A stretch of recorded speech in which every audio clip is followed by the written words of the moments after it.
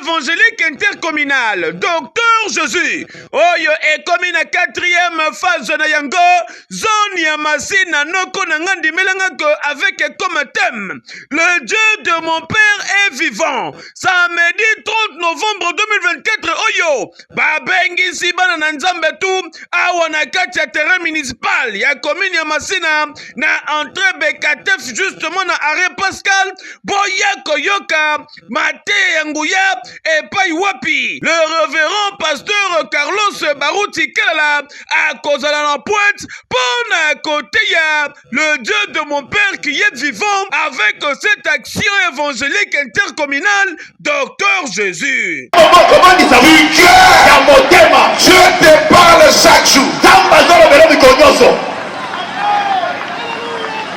Nous avons un seul Dieu. C'est Jésus.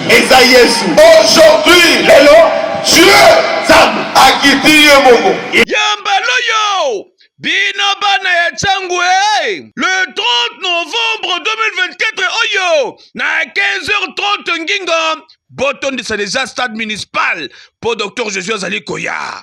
Angaye